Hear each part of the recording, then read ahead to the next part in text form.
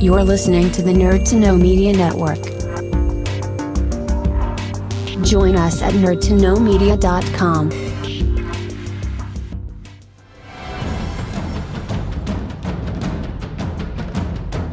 Broadcasting from the Blanchistan Center, this is Phoenix FM. The internet is a communications tool used the world over where people can come together to bitch about movies and share pornography with one another. According to the Nerd Index, you should be upside down in a junior high toilet around the clock.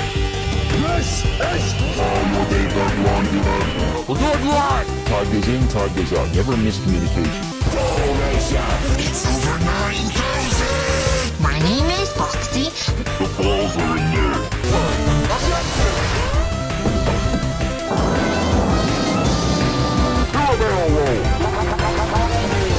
Don't face me, bro! It's a trap! I'm a firing believer! Time to Hey, Charlie, wake up! Oh, God, oh, man!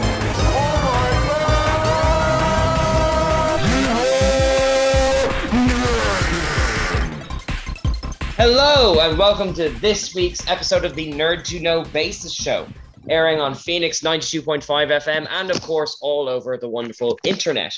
My name is Cian and introduce yourself in roughly alphabetical order, guys. Jeremy, Lisa. Oh, that's me. Yes. Hello, everybody. I'm Darrell Connor. What's up? Howdy, y'all. This is Kev coming at you live. Pew, pew, pew.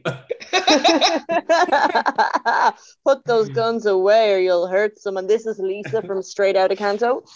Wonderful. It's brilliant to have this ensemble of people here together. I should have asked before we started recording, but are we legally allowed to talk about your good fortune, Lisa? Yeah, I got clearance today to that I'm allowed beyond this because it's not a conflict of interest, so that's exciting. Woo! We're non-threatening. Not threatening boys hotline. Corey, Jory, allegory, Montessori. Oh man, I love it. Oh my goodness. But just to clarify for the people who aren't the three people in this room, Lisa has gone to work for FM 104, I believe. FM 104 and Q102. Jesus. There you go. I know. Yeah. And LMFM. They're all owned by the same umbrella company. See, I'm a script writer now for FM 104 and Q102, but I will always belong to you guys first. Unless they tell you otherwise. Unless they pay you. And then if they pay you, it's like, then there's no loyalty. No, there's no loyalty. There's no loyalty. No. Yeah, no. Through my stellar work here, I managed to advance myself in the real world. So thanks, guys, for letting me use you like a crutch. It's totally fine. That's totally fine. Oh, it's terrible. That's the best compliment I've got all day. But anyway, congratulations, Lisa. And I'm really glad you're here because we've actually got quite a lot to cover this week. Obviously, we've got to talk about your recent success. And I believe you've also got a single coming out soon. There's also a lot of stuff on Disney. We have What If, which we still haven't managed to cover. We've got the new Star Wars thing. Dara has an epic tale of real world consequences. And so maybe we should just go with the most alienating to our audience first. Dara, what happened in the cinema part 2 to you? So I'm confused by the setup of this. I don't know how it's alienating. Anyway. Well, okay. I think if we were to type new Marvel thing into Google and Dara's frustrated attempts to go to the cinema, with respect, I think that's less on trend. That's fair. So last week we had Shang-Chi and the Legend of the Forbidden Cinema Trip, part 1. We've had part 2 now. Part 2. So for anyone who doesn't know, I tried to go into the cinema last week and I was surprised by you need this cert to go into a cinema, and that's wild. And then I said things saying, hey, steal the movie. And then again I tried to watch it on Thursday and you need 2 bits of identification to go to this specific cinema, so that's even more ridiculous. So I'm like, right. However, on Sunday I managed to go to a different cinema, and you need to give them your money, everybody. So here is a plug: View Cinema in Liffey Valley. Go there; they deserve your money, and go see Shang-Chi. Holy cow, Kev! Right? It is right. So good. It is brilliant. So good. It is the best Marvel movie. Except I love Iron Man 1. I do like a lot of the Marvel movies, but Shang-Chi is just kind of has everything at the same time. So go see it. Go see it in the View. Give them all your money. Go twice, and then email the local cinema and be like, "Hey, don't be ridiculous," like I did. Funnily enough, I am actually going to see it a second time tomorrow. There you go. Go see it in the View. And here's the thing: they also have freestyle Coke machine, so you can. They're the only place now at the moment, post-pandemic, where you can get a freestyle Coke machine. And ice cream. I didn't get all this stuff. I just saw it was there. I was like, wow, this is like a winter wonderland. I can't believe it. It's the most normal cinema I've been to since things have been back to normal. But again, okay, to put it into context. So 2 tickets for me and my dad, and popcorn and drinks, they were like 20 quid. No. Wait, I'm deadly serious. I'm deadly serious. 20 quid. 20 quid. No, seriously. That's wild. That seems wrong. Yeah, and then you walk in and they're like, "Oh, do you have your thing?" I'm like, "Yep," and then they go, "Yeah, okay, it's fine." It was grand. No, hold on, I'm still stuck up on this 20 quid thing. Like, what? Who's 20 quid? What sort of illicit favors did you have to do to get this movie? None, and it gets better, Kev. Right? I was in basically a private screening room. Oh, really? Just no one else there? There was no one else there. It was just me and my dad. Yeah. And I'm like, did they think you were someone else or something? No, it was wild. I was like, wow, okay, this is great. Screw Guys, you, it's Dara from Phoenix 92.5 FM. I heard what they said. I heard what they said about Odeon last week. just treat him like a king. Maybe. I'm just saying, if that happened, okay, but you know, this is Dara's new strategy. He's gonna trash talk like a brand, and then see if like the competitor will give him a nice deal. You know what? That's totally fine. It's like, do you know who I am? That's called marketing. Do you like identification? No. No, it's an Isn't it the basic premise of influencing? That is literally the basic premise of influencers. So what you can see this whole like cringe compilations online where people like show up the place and they're like, "Hey, I'm an influencer," and then people are like, "Okay," and they freak out about it. It's really funny. But, you know, I'm not going to say that might have happened here, but if it did, thank you, View. You guys are great. Give them all your money, ladies and gentlemen. And us. Give us money too. Well, not all of your money, just some pertaining to the price of a ticket. Well, it's €20 for, like, the cinema and snacks. So you That's unreal. Because in Cineworld, it's like €20 for the cinema. Yeah. Ticket. For one person. In Odeon, right, to go to, like, the biggest screen, iSense and stuff like that, right, it's nearly 30 quid. And then when you buy snacks, it's nearly 50 quid. It's like, something's wrong here. I was much more. I got to see basically the new Marvel movie by myself for like 20 quid. It was great. Wonderful. Oh, well, that's better than Disney Plus in a heartbeat. Like, well, you know, we didn't get Domino's King like you guys did, like you had planned, but it was close. It was close. Oh, so well, I'm going to go see it tomorrow, so I'll probably end up in the same screening as Kev by some virtue or something like that. Well, there we go. We'll ask about this after saying. I wonder if you will. If you see someone waving, like, you know, or with a laser pointer or something. So I like to. So good. So we're getting 3 weeks in a row, each of which with individual Shang-Chi reviews. I'm glad. Yeah, that's the show now. That's what we do for now. And review it next week. Make it a fourth. Make a fourquel. Is that what they call it? I don't know. Fourth quote. We're on cloud 9. They even had a better sound than us. But yeah, no, definitely. I was very. It's been a long time since I went to View Cinema. I haven't been there in years, and I was just like, I didn't know what to expect. I was like, there's no way I'm going back to the other place. That's just not happening. And yeah, so there we go. So there you go, ladies and gentlemen. For everyone who lives in the Dublin area. You have a new cinema to go to, and tell them that's so far away though from people who live in the Dublin area. And tell them Nerd to Know Basis sent you, so we can.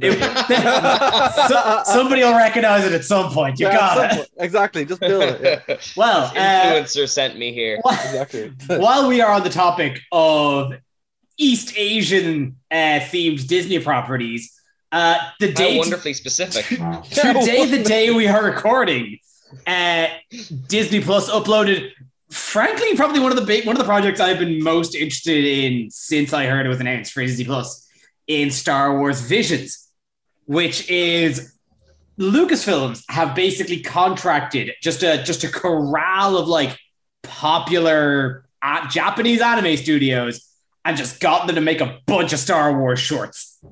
And first up, I'm surprised actually for a start that they did a Netflix style upload. All 9 of them are up on Disney Plus right now. You could just binge the whole thing.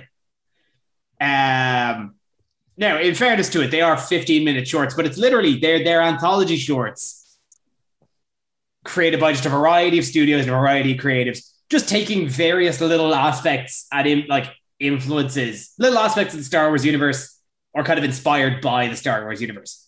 So I watched at least the first 3 of them, and let me tell you, do yourself a favor. Pause this podcast. Don't close this podcast. Pause this podcast and come back to it later. Go watch the first episode, The Jewel. It's done by Studio Kamikaze Doga, and it is one of the best pieces of Star Wars media on the face of this goddamn planet. Oh, easily. Like, I mean, I've only seen the 1 now. I've got to start to watch the other 8. But, like, tell you what, Kev, since, I mean, I know you and Lisa are kind of the more Japanese savvy experts. Like, what can maybe someone who's not as knowledgeable as you expect from this series? Star Wars, but extra. Star Wars, but pumped up to 12. Like, the Jewel, as I said, like, each of these shorts are completely distinct from each other. There's no common through line except for Star Wars. But The Jewel is basically just a Kurosawa, like a black and white Kurosawa style. Ronin walks into town and beats a bunch of gangsters, but it's with lightsabers. And it is incredible. This is done by Studio Kamikaze Doga. And they just have this it's like this kind of black and white paper book style where it's just such like dynamic kind of black and white shading, but there's like flashes of just like very neon color. Like the lightsabers are this sharp red on the black and white. And some of the droids just have a couple of like blue and yellow LEDs. It is gorgeous. It is absolutely breathtaking to behold. And it's very visually striking. Even their description, it sounds phenomenal. Stunning. The visuals.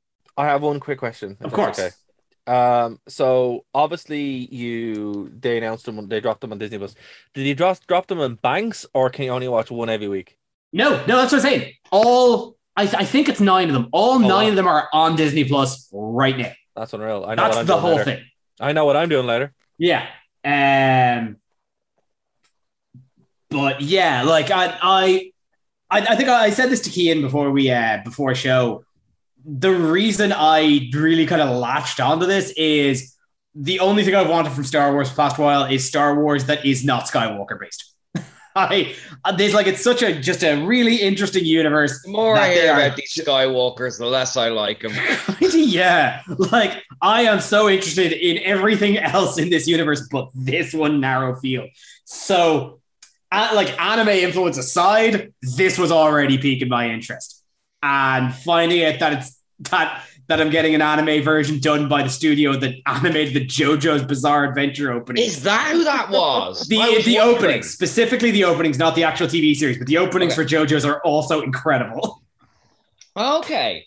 No, because yeah, I mean, you hit upon a point there. It's like, I've only seen the first one now, but like, you watch something like The Bad Batch and it's set in a very specific period of Star Wars and represents all this canon and all that kind of stuff. These are just shorts. They don't seem to be like, this is what happened to Princess Leia at X, or this is what happened to Luke when Y. They are just random little short stories, and they're wonderful for that. I was delighted to not be sure where the hell we were in the Star Wars canon and all that. It's so, I hate to use this word, pure, if you know what I mean. Yeah. Not to give away too much, the second one does have some familiar characters, But like it's definitely just kind of pluck. They're just kind of throwing a dart somewhere in the canon, and just that's where this story is set. And yeah, so like as I said, so I cannot emphasize just how good the duel is. Go watch that. The other two I watched are fine. I'm happy that like, you know, again, it's something kind of creative. The second one is basically, it seems like it's about a young Jedi Padawan who falls in with a cousin of Jabba the Hutt and starts a band together, and then they get hunted by Boba Fett. Like it's very silly and kind of cartoony, but that's again, it's all right. It's pretty fun. You know what though, right? It really strikes me like, so I just went in and watched some trailers. It strikes me as, because you know I'm a professional and I do show prep while we're doing the show. It looks like the Animatrix, as far as like, not only obviously that it's animated and it's taken. Like, that's a very fair comparison. Yes, I'm glad you said that, because I wanted to say that, then I thought, no, that's stupid, Lisa. Don't say that. Never so think that, Lisa. Never, no, especially not with us. No, we say stupid stuff all the time. Exactly. No, it's just the way you were saying, it seems to be like standalone stories within a known and you know, trusted kind of structure. I was like, oh, that kind of sounds like Animatrix. Is it sacrilegious to say that Animatrix is my favorite Matrix? That's fair. No, the Animatrix has my favorite story. Like the second Renaissance 1 and 2, and also Kid Story are probably the best Matrix stories ever told. So, is Kid Story the one where they're floating in the house, or is it about the kid in the high school? No, it's about the kid in the high school. Okay. Can I admit a cardinal sin? You never seen it? I've never seen the Animatrix. No, you're so lucky. You get to see it now. Oh my god! Oh my god! It's like, no, it is on my list. You're the anime guy. Exactly. To touch on, watched all three Matrixes. That was it. I was like, something I was probably we were going to bring up later on in the show was, since last week's episode of getting hyped about the Matrix 4 trailer, I went and binged all three. So I have been planning on watching it. It's just a matter of actually finding somewhere that shows it. I think it's so weird, though. It's like if Dara was the Star Wars guy and you've never seen Empire Strikes Back. Well, Kev, here's the thing. Theoretically, for educational purposes, I know. Theoretically, I can obtain it. You can download a piece of software and then go onto a theoretical website, of course, and be able to get it very easily. Oh, theoretically, I could find a way. Or you could just go to CEX and get it for like 99 cents. Probably. Yeah, that's a good shout. Like realistically, you know, it's not hard to find. No, it is absolutely on my list. It's something I am planning on doing before Matrix 4, because they probably will pull some stuff from the Animatrix for that. It actually has a better soundtrack than the Matrix as well. It's so cool. Yeah, I just loved it. It was like my first proper introduction to like adult anime, not like adult, but not. Yeah. Oh, me too, Lisa. Like, it's because you pick it up because it looks like a sort of child-friendly Matrix, and then once you get the origin thing, you're like, oh no, cool. a very terrible mistake. Yeah. Let's see where this goes. But if I could wheel that back around, actually, the other thing I wanted to mention. So obviously, it only came out today. Like the divisions only came out today, so I'm going to plow through the rest of them just over the rest of the week. One thing I actually did double check. Disney Plus, for a start, for those that might not know, because it's not very well advertised, they have an extras section in most of the titles. Visions also has featurettes for each episode, talking to each director of the creation. Sorry, can I just jump in there? So I've had a look, right? So I need to correct myself. Kev, you cannot buy the Animatrix for 99 cents in CEX. Is it 49 cents? No, because it's sold out. However, you can buy it on Blu-ray for €10. You know, I'd do that. I do that too. It's might well do worth it. I'm actually not going to buy it, Kevin. I'm going to let you buy it. But if you haven't bought it in 3 days, I probably am going to go buy it. Which CEX? Slow race. Slow race. Around the world in 80 nerds. Hey, this is Matrix first. Hey, I hope you love this great audio content of me buying a Blu-ray on show. Yes. I don't think it's ever been done before. We'll have a race. Meet you on Grafton Street at noon. Trailblazers, every single one of us. Absolutely. So we've got a lot to get through, guys. We've still got the Matrix revisiting, and I'm quite keen to talk about What If for like 7 weeks late. But I'm also vividly aware that poor Lisa has barely gotten a word in so far. So Lisa, I don't need any words. I'm here. Not at all. I do know that there's a new Nintendo Direct tomorrow that's happening. I'm not 100% certain what that's going to entail. I know it's probably going to be their fall winter season. But just I know I'm mostly excited about the Pokemon Direct that happened recently, just with all the updates for the new Brilliant Diamond and Shining Pearl Pokemon remakes at long last that are coming out on November 19th. We had the date officially locked in. Also, just to randomly throw out there, it is Pokemon 25, the 25th Pokemon anniversary, and they've been like releasing all these new albums lately, like literally physical music albums, with like Katy Perry and other kind of random actual like mainstream pop musicians with Pokemon tracks and Pokemon themed videos and stuff. So that's actually really cute. So if you go over to like the official Pokemon website, they have like really crazy stuff happening for the 25th anniversary. Oh God, no, there's the new Pokemon anime series that's just come out. It's like Pokemon Generations, but it's 8 new episodes, and it starts from Pokemon Sword and Shield, and I think it's going to work its way back to Red and Blue. So that's actually really cool. They had the first episode come out there. I think it was last week, and it was brilliant. It's like proper anime, but it just happens to be Pokemon. So I would actually, go check out the Pokemon TV app either on your phone or on the Pokemon website. TV app. Oh, it's amazing. I am glued to it. It's phenomenal. It's just basically it's like Netflix, but everything on it is just Pokemon. So hold on. So go see that. It's really cool. I just wanted to kind of go back a bit. So what? Okay. So that was a shotgun of information. That was like trying to drink from a fire hose. Mark the clock. 20 minutes. Lisa's brought up Pokemon. Yeah, hang on. I teed her up for it. In fairness, hold on a second. If we are like, there is no one better on the planet to bring up Pokemon than Lisa. Yeah, so. Absolutely. Right. But here's the bit that I'm still kind of floored by. There's Pokemon music. Now here's the thing. Yeah. I don't know what I was expecting. It's a thing. I don't know what I was expecting, but I wasn't expecting that. So there's Pokemon music with like, so is Katy Perry singing like "Gotta Catch 'Em"? Oh, no. Okay, so what is it? Is it like music inspired by Pokemon or songs from the show or what? No, she sings the Viridian Town theme. That's all. That is more.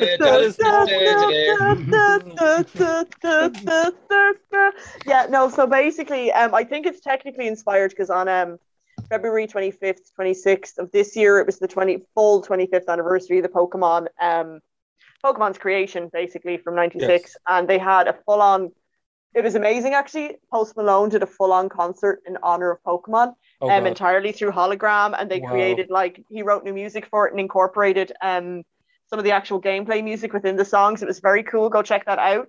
And they had a host of artists doing just promotional Pokemon 25 songs. So they had like Katy Perry doing a song like "You're Electric," woo, kind of cheesy pop songs themed towards friendship and positivity and uplifting things, like something you'd probably see, say, in like the Detective Pikachu kind of movie, while the trailers are while the credits are running. So it was that kind of very sweet, positive, poppy thing, but there'd just be like Pokemon superimposed around the place, and it was actually really cool. That's awesome. It is actually deadly, and they've been doing that more and more. And now I think there's like 3 albums out. It's basically the Pokemon Ashiri for the 25th anniversary. There's like 3 full Yeah, no. So there's a load of stuff happening for the 25th anniversary, and I think they brought back the Diamond and Pearl remakes. Well, they're doing the remakes for the 25th anniversary, so that's out. Oh, and there's a special limited edition Dialga and Palkia Nintendo Switch Lite that's coming out just for those games, and I am going to buy it. Lisa, breathe. I'm going to buy it. Yeah, the Pokemon albums seem really cool and all, but we all know Pokemon music achieved perfection in 1999 with "To Be a Master." Yes, it did. To be fair, though, I think I've talked with Lisa about this on different episodes. Like, the battle music in Pokemon is just class. Like, you put gym music in Sword and Shield or something like that, and you're done. You just sound like Pokemon battle music. Listen to one of Alexi Laiho's guitar solos and tell me that is not fucking elite battle music. No, that's literally it. That's why I love them.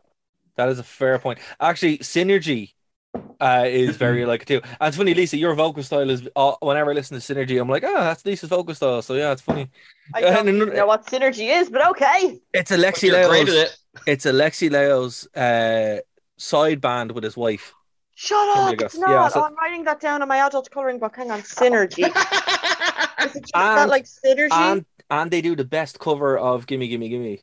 Shut! Oh my Yeah, god! deadly serious. I'm gonna send you the link now on Spotify. I think I'll have to write that down in my I adult did coloring notice book. Kev's eyebrows shoot in the air there. Because like that's it for like because Bodum have done just the wildest covers. That's their Hit Me Baby One More Time is gold. Cover of all time. They do She Is Beautiful by NWK. Party all the time. Party all the time. They do Eddie Murphy's Party all the time, and it's great. I thought I was the only person on the planet who knew that song. I love that song. Good.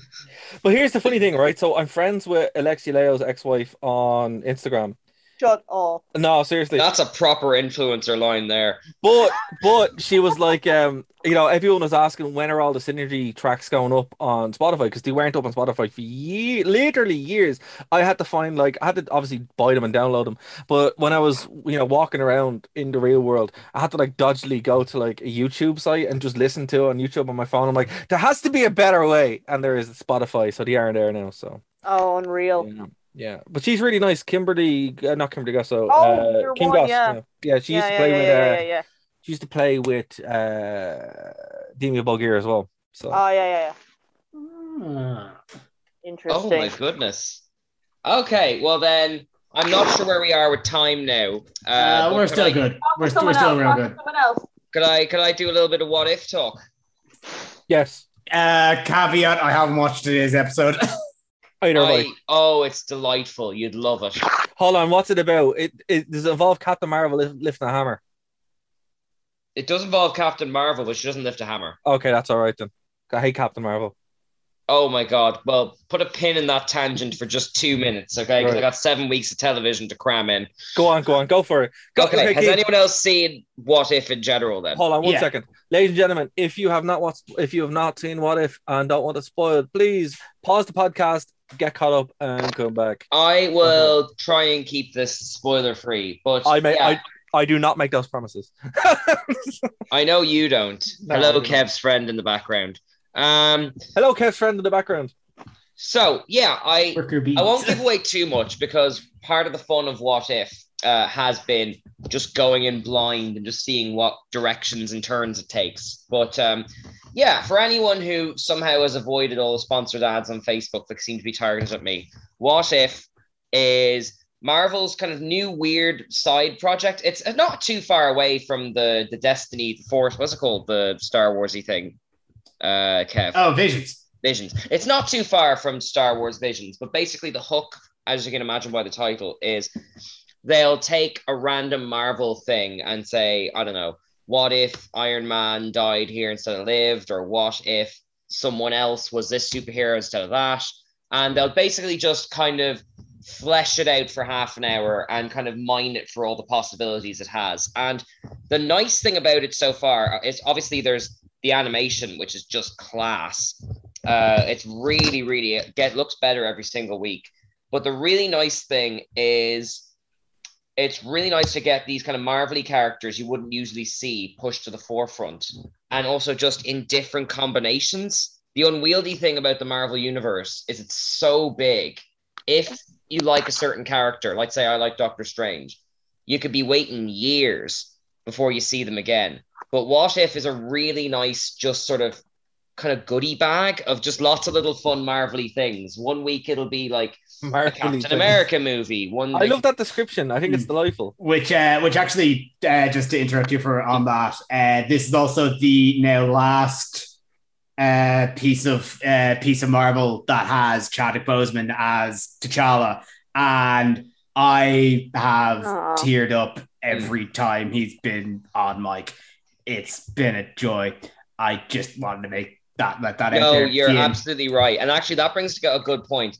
They have, I'd say, maybe like 80% of the Marvel actors. They've gotten most of them. Yeah, I think anyone who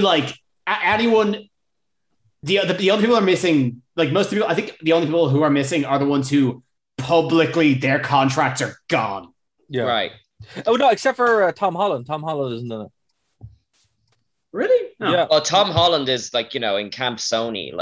Maybe we don't know the story there, but they have they've gotten more of most of them, I would say. And Yeah, it's they have really more. nice. They have more of them than less of them. Oh, easily. Yeah. And like, like I can't say if you'd enjoy this if you weren't a Marvel fan, but I will say No, is you that would. No, you would. Now, my dad wouldn't be a Marvel fan per se. Like, he watches the movies and stuff like that. But my mom's a huge Marvel fan. She marathons those stuff like you wouldn't believe.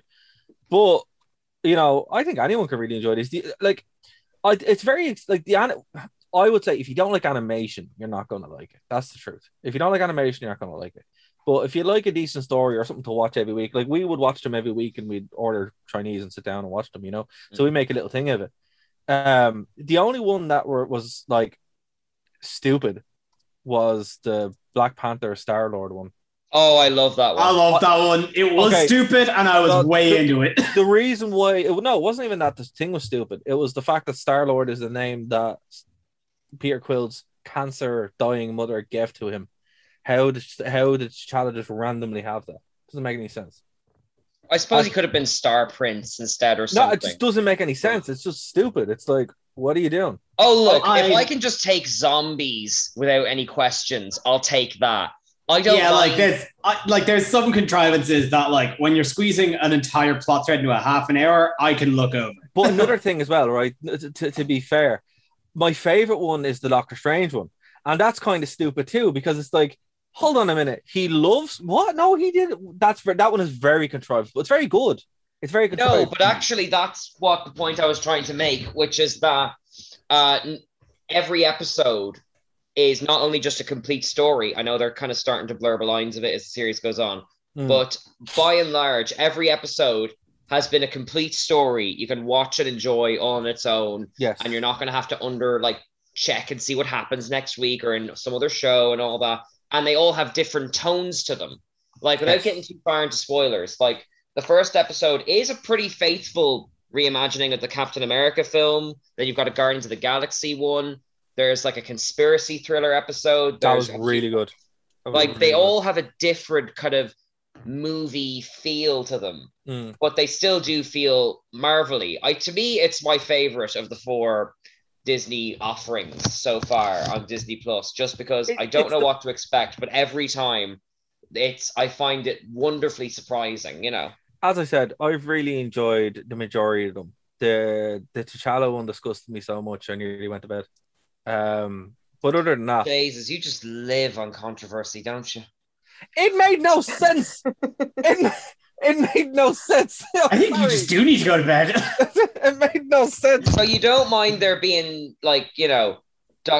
evil versions of Doctor Strange eating gnomes, but somehow the idea that he picked up Star-Lord's name out in the stars, that's the bridge too far, is it? Well, no, the fact that they specifically said that Peter Quill's on her deathbed was like my little Star-Lord. It's like, it's not like it was a title given. His mom gave it to him. I'm like, so that's the bit that throws me. I'm like, I can buy the rest of it, but that's just stupid. Look, if I can buy Florence Pugh's falling from the helicarrier and surviving, Florence Pugh is wonderful. I can buy How this. dare you? I've forgiven Florence much Pugh. more in the past. Florence Pugh is wonderful. How dare you, sir? I think she's great. I'm just saying, we've got a big shopping list of Marvel contrivances, and that one doesn't bother me. That's fair. No, it's fair. And I do understand that thing, but I thought that was the weakest episode as well. So I'm like, okay, but it is what it is. What I love about this kind of show is that there is literally something there for everyone, and everyone can get something out of it. So, some people mightn't like the Marvel Zombies thing, which is fair. I don't really know who that person is, but I'm sure they exist. I'm sure they exist. But yeah, look, as I said, it's cool. It's good. Every week there's something there, and we didn't watch we watched the first week, and then the Star-Lord one was after it. So we skipped that one, then we watched another one because we knew it was bad. We knew it was going to be bad when we were watching it, and then we're like, oh no. And then we watched a good one, and I was like, oh, that's fine. And I'm sure people can enjoy it. You can binge it. Actually, it'd be interesting for someone who hasn't seen this to just binge the whole thing, if that would be a different experience. Actually, question, folks. Do you guys prefer binging the shows nowadays, or do you prefer watching them week to week? Oh God, no, week to week. Okay, what about you, Kev? It depends. I'm kind of two minds on it. Right. Like it depends. I think like for me, it's a very kind of whatever mood I'm in or kind of where I'm at. Because like I do like just literally like Big Mac and just a whole show in one sitting. Yes. But I also do like sitting on it. I am gonna plant myself right on this fence and be uncomfortable. Well, actually, I think the YouTuber you put me onto, Kev, what's his name? Mother's Basement. He made a really good point that if BoJack Horseman wasn't, when they were releasing that, wasn't all just released at once, like every episode would be appreciated more, but you don't notice it because you've just crammed them in 12 hours, you know? Yeah. So I did that. Yeah? I literally just discovered BoJack Horseman last Friday Friday night. Yeah, I watched 2 episodes Friday night, and then me and my mom just like binged the like first 2 seasons. Then like I'm so glad you get to experience one of the greatest TV shows of the 21st century. It literally is. It's phenomenal. I can't believe I avoided it that long. It's amazing. Because there are some episodes of that like if I had to sit on it for a week, like if I had to sit on the eulogy episode for a week, that stuck with me to this day. To sit on that for a week, like that would be heralded as one of the greatest episodes of television. Full stop. Right. I think it should be. Like that's like. Yeah, something like BoJack down off the fence. Kind of. Again, it depends. It really depends. Like, because on the other hand, say obviously something like Archer. I can't imagine myself watching Archer, like, and waking up on like, it's a Wednesday morning, gotta watch my episode of Archer. No, Archer's something I watch like 12 episodes done, not thinking about it again. Okay, well, look, I think it's like definitely the watching it week to week on television is gone. I think. Oh yeah. But there is still something to have that. They call it the water cooler effect, where because you'd watch it on a Sunday and then you go in and talk to everybody afterwards. That's kind of missing in today's kind of world where you don't. Well, obviously, no, people are back in offices now, suckers. Talking by the Zoom. I'm working from home. Yeah, everyone starts to work in an office again.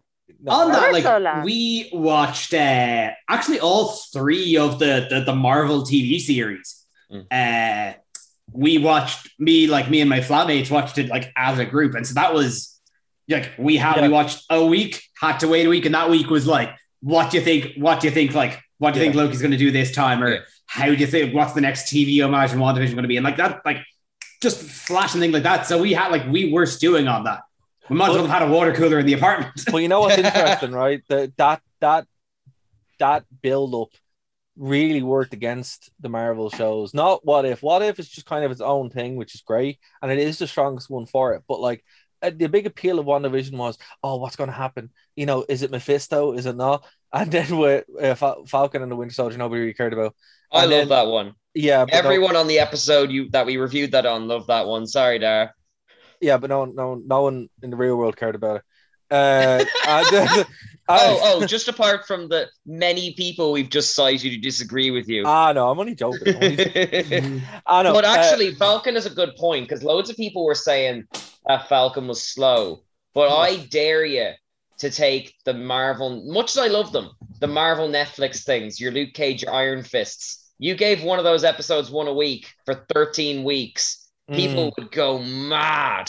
Those things were slow. But here's the thing about the Winter Soldier and the Falcon, right?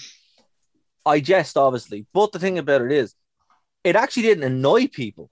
People were just happy to watch it, and I was like, "Oh, cool!" It didn't like annoy people because it was a very straight show. It was like, okay, we're going from point A to point B. WandaVision was more weird. And the same with Loki, it was more kind of weird. You were kind of theorizing on stuff. But I think WandaVision, what they should have done, I think we said this before, Falcon and the Winter Soldier, it was supposed to be first, but obviously COVID happened, and there was a thing with the vaccines and stuff like that in the story that they had to cut out because people would have freaked out. So they cut that out, and that's what actually pushed it back. That would have made more sense. That being first and being like the straight show, and then building up to WandaVision would have been better. And I think it would have been better for it. But because we got spoiled by WandaVision being so different and then going right back to the Marvel formula, that's kind of hurt from it. But no, as I said, one of my favorite things that's in the MCU right now is the fallout from the Winter Soldier with the lightning bolts, and also I really like the US Agent. So it is what it is, you know. I think I disagree because I think Falcon, like I'm with Kean on this. I think Falcon Winter Soldier was I really liked it. I liked it. Like I thought it was kind of a nice kind of like a palate cleanser from the kind of the weird surrealism that kind of led from one. That's fair too. Yeah, that's fair too. Yeah, that's a good way of looking at it. Actually, it's just when you were on the internet watching it, there wasn't that kind of buzz. And when Loki came back, the buzz, it's that kind of thing where like when Marvel does weird stuff, you're like, oh cool, where's it going to go? But it's a very straight kind of Falcon and Winter Soldier were very straightforward. But again, like people loved it, and also Macau now. That was when it was introduced, and then it comes back in Sansi, and it's like, oh, that's actually pretty cool, you know. So I think like as far as like Falcon and the Winter Soldier is the most Marvel of the whole thing. Honestly, it is. You know. Yeah, it definitely feels the most like a Marvel film, but like, you know, I think Marvel on Disney Plus would exhaust itself very quickly if everything was a Loki and every week there was a crocodile type meme thing. It would just you need that balance. There has to be something with proper like emotional real world stakes in it, you know. It's the same thing that like, you know, you need peaks and valleys to keep things interesting. You know, we've had like, you know, a slot of good shows and now we're gonna get a bad show in November. Like it's just the natural progression. You can't convince me Hawkeye's gonna be good. I am so excited for Hawkeye. Christmas great. Die Hard TV. Love it to bits. I don't care about Hawkeye, and Jeremy Renner is a bad person. Okay, I don't know what the story is with Jeremy Renner being a bad person. But he's just a weird dude. But the show isn't even about him, though. But like the comic run it seems to be based on was incredibly funny, and it basically just played on the joke that no one knew who Hawkeye was. And the show seems to be leaning into that too. Like literally his flatmates call him Hawk Guy because they don't know what his name is. If they live up to the expectation, the source material set, then yeah, I'll be down for it. Because we haven't had a Marvel comedy yet. You know, like we've had, like obviously Marvel things are very witty, but we haven't had a comedy yet. And I'd be interested to see what that looks like. Yeah. Like, you know, if the show turns out to be 8 episodes of a takedown of Hawkeye, I'll consider it. I don't think I'm going to watch that week to week. I mean, it is a teenager showing him how she's better than he is. So you're probably off to a good start there. Yes, absolutely. Now, I'm not sure what time we're at, but I'm very keen to hear Kev's and Lisa, and actually everyone's Matrix thoughts before we wrap. We've got 10 minutes. That's enough time, I think. Yeah. So, as we mentioned earlier, for our After Dark session last week, yes, we talked about the Matrix 4 trailer. I decided then to, because they were all on Netflix, just binge watch all 3 movies. And I've watched the first one pretty regularly since it first came out, and I first watched it. I haven't watched the sequels since they came out in like 2003-ish. And like at the time, I think I picked up my dad's opinion and he hated them. So I was like, oh, you know, the Matrix sequels, you know, they're bad. That was the cultural consciousness. I can come back and say, no, the Matrix sequels are good and very good. They are, yeah. The hate with the Matrix sequels is completely unwarranted. Yeah, no, like I think I mentioned this last week, is that people just expected the first Matrix movie again, which they are not. This is they figured out the cheat codes. Here is a movie that is cranked up to 11. Yeah, and it's fantastic. Like some of the fight scenes and the effects, like they look a little Play-Doh-y now because they're 2003 CG. They are still wildly dynamic and very enjoyable. The way to think about it, dude, it's a PlayStation 2 video game. Yeah, and that's absolutely. What it is. And that's what they're playing. That's what they're in. I think because again, to emphasize, I would have been 9 when I last watched these. So just the concept of Smith's entire arc in those 2 movies completely flew over my head. Yeah. And I think I messaged you guys like, no, that his entire arc is that he loves Neo. Yeah. He has a computer virus that that just really wants his boy. Well, it's a computer virus that is Neo. Yeah. He imprinted with him as well. And like that's it. And he's like, our whole thing is to become, because part of him goes into Neo. Sorry, part of Neo goes into Smith. And it's all about them becoming back that thing again. So you're right, yeah. Yeah, I don't think we need to call a spoiler warning. It's 20. I think 20 years is a good benchmark. Yeah. I mean, like the trailer seems to suggest that what happened didn't happen in Matrix 3 anyway. So I mean, even calling it a spoiler. So hold on. I have a thing real quick, right? So we laid out our thoughts in the After Dark section last week. Here's the thing: 2 big theories at the moment. Matrix 4, basically, Thomas. It's not Thomas Anderson. We don't know. It's called Thomas.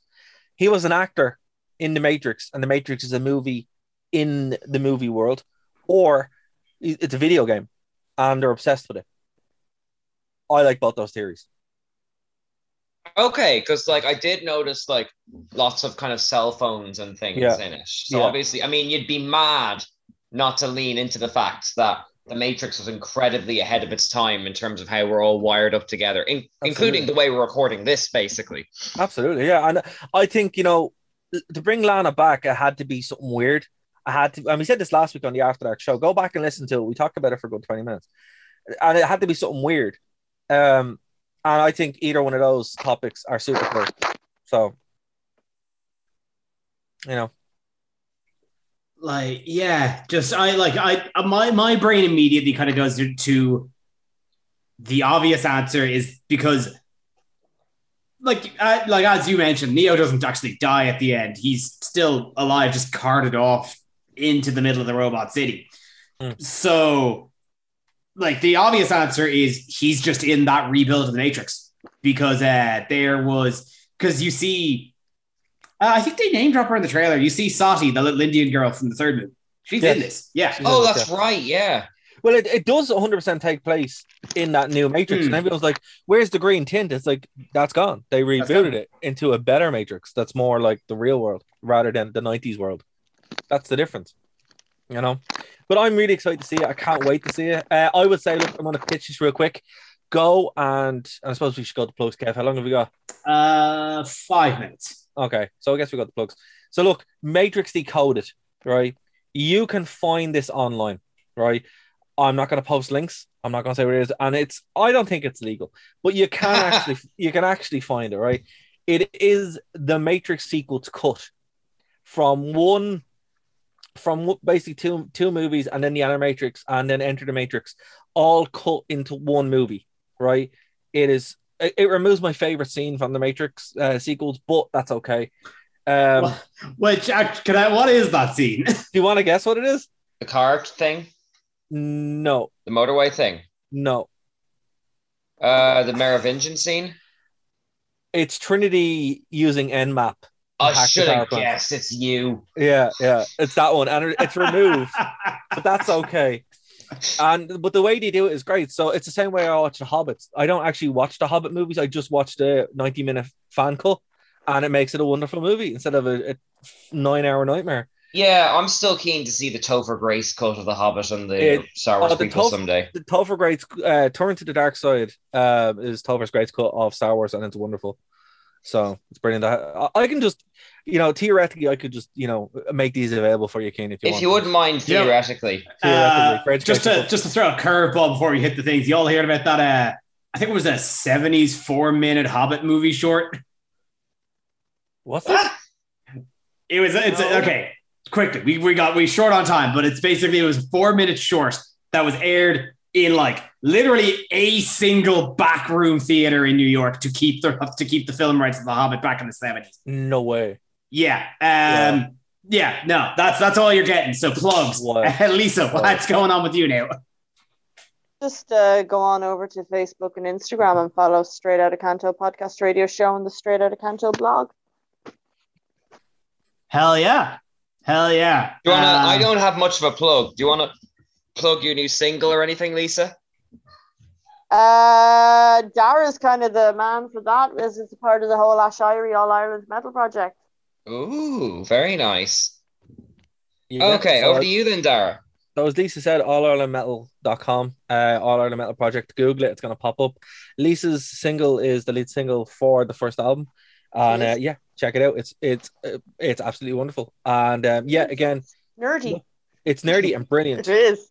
But you need to check out Matrix Decoded as well. You're able to find it. Just Google it, you'll find it, and you'll have a great time. So there are my plugs. Also, nerdtoknowmedia.com. Go over, subscribe to things, email us, send us money, whatever you want, because we need your support. But also thank you to Phoenix FM for having us.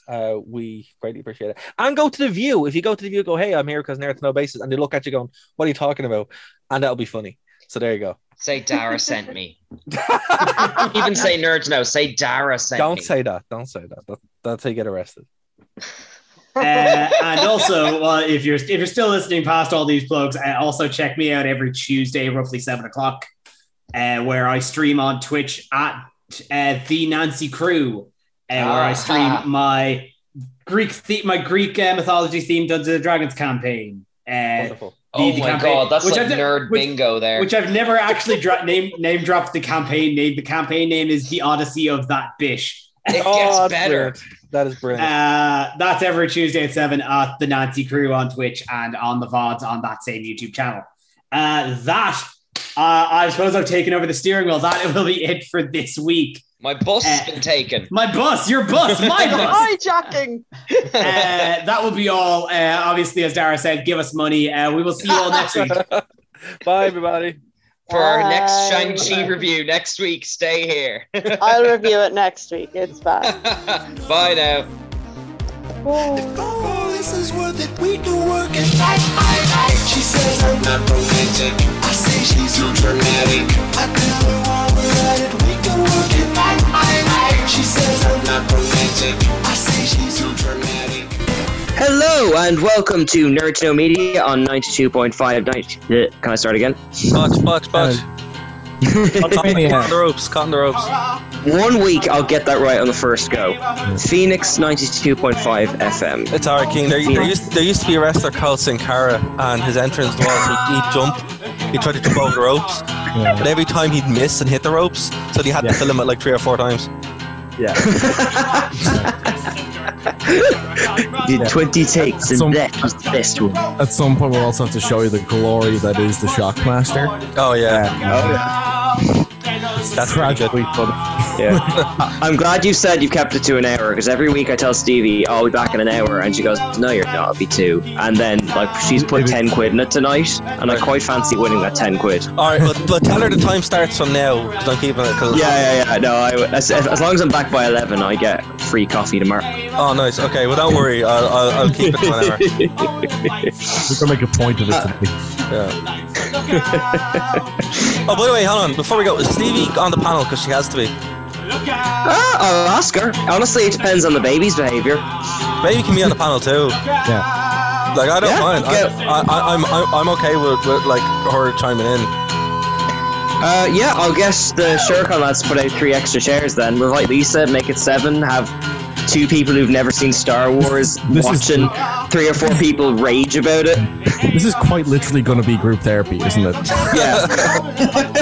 This is like I kind of think we could get the title changed to be, instead of being the post-mortem, just calling it group therapy over Star Wars. Yeah. Well, okay. The group therapy is when we start the weekly meetings. I think my trauma with Star Wars began on. The bad man touched me here.